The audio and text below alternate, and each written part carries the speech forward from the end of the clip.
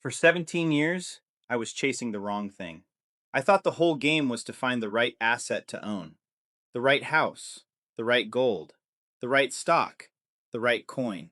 Find the magic asset, hold it, win. I was wrong about the most basic part of it.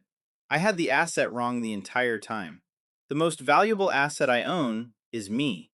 And the day I understood that, everything about how I protect my money changed. And it's the one idea I most want to leave you with, because it reorders everything we've covered in this whole series. This is the last episode. We've gone from a lender's desk where I typed money into existence, all the way to the freeze switch they're building into your house. And every road we walked led to the same two truths. Let me tie them together, because together, they're a plan. Here's the idea that flipped it for me. Years ago, I read Rich Dad Poor Dad, and the lesson everyone takes from it is buy assets, things that put money in your pocket. Good lesson. But I took it too literally for too long. I thought the asset was always a thing out there, property, metal, shares. Then it hit me. The engine that produced every dollar I ever used to buy any of those things was me, my knowledge, my labor, my ability to sit at a desk and turn 17 years of hard-won understanding into income. The house didn't produce the money, I did.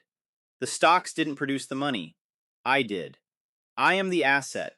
Everything else is just where I decide to store what the asset produces. And once you see yourself that way, as the engine, not the passenger, the only two questions that matter get very clear. One, how do I keep the engine valuable? And two, where do I store what it produces so nobody can quietly take it? Question one is its own conversation. Stay sharp, stay useful, keep learning. You're never too old to be the asset. But question two is what this entire series has been about. And now I can answer it in one breath, because you've seen every piece. Where do you store what you earn? Look at the choices we walk through. Dollars in the bank? The machine has to print more of them every year or it collapses. We proved that at the desk in episode 1 and 3. Your money is somebody's IOU, and it's being diluted on purpose. Bonds? Same dollars, same dilution. Your mortgage, your debt? Sold to strangers within 30 days, sliced into products. Episode 2. The rules that protect any of it?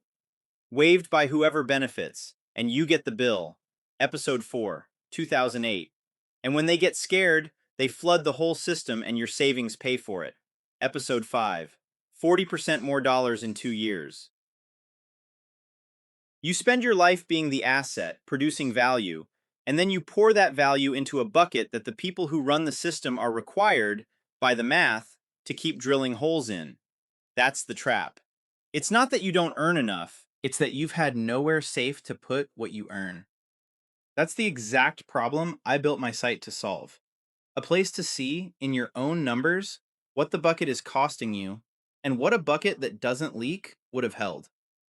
I'll give you the address in a minute, but first, the answer. Because after 10 episodes, you've earned the clean version of it. So I went looking for a place to store what I produce that they can't drill holes in. And I checked everything.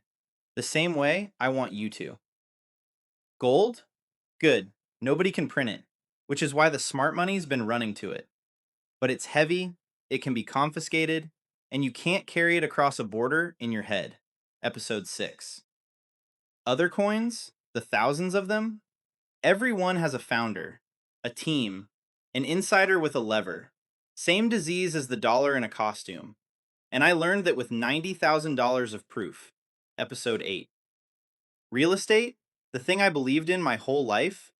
The most exposed asset there is. Taxed forever, seizable, rent frozen, and about to get a tokenized freeze switch. Episode 9. Every single exit I checked had somebody's hand on it. Every one. Except one. And I didn't want it to be the answer. I was a mortgage and real estate man, not a Bitcoin guy. I checked it hoping to dismiss it, and I couldn't. Because it's the only place to store what you produce that has no one who can print more of it. No one who can freeze it. No founder, no rent board, no registry, no switch.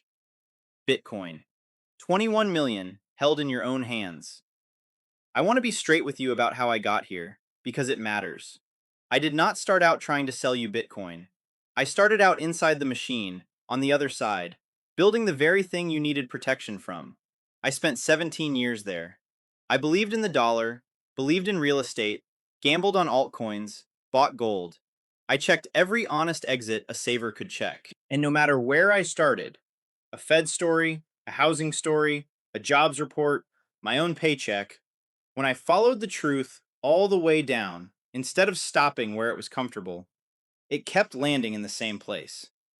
Not because I forced it, because there was nowhere else honest for it to land. Every asset had a man who could make more of it or take it, and exactly one didn't. Wherever the truth landed, it kept landing on Bitcoin. That's not a slogan I picked. It's the conclusion I fought and lost to. And that's the whole reason this channel exists. Not to hype a coin, to follow the machine honestly, from the inside, and tell you where it actually leads. Even when the guy telling you spent his career on the other side of the desk. So here's the plan. The whole series in 3 sentences. You are the asset, protect it, sharpen it, keep it earning. Take what you earn and get it out of the leaking bucket, because the bucket is designed to leak, and no amount of earning outruns it. And store it in the one thing they can't print, can't freeze, and can't reach. A portion of your savings in Bitcoin, in your own custody, held through the noise like it's boring, because boring is how a saver wins. That's it. That's what 17 years inside the money machine taught a formerly broke kid from a Phoenix car lot. Not a trade, not a get-rich scheme, a place to finally put the value you spent your life producing, where the machine can't quietly drain it. Everything I've mentioned across these 10 episodes lives at timtalksfinance.com/members.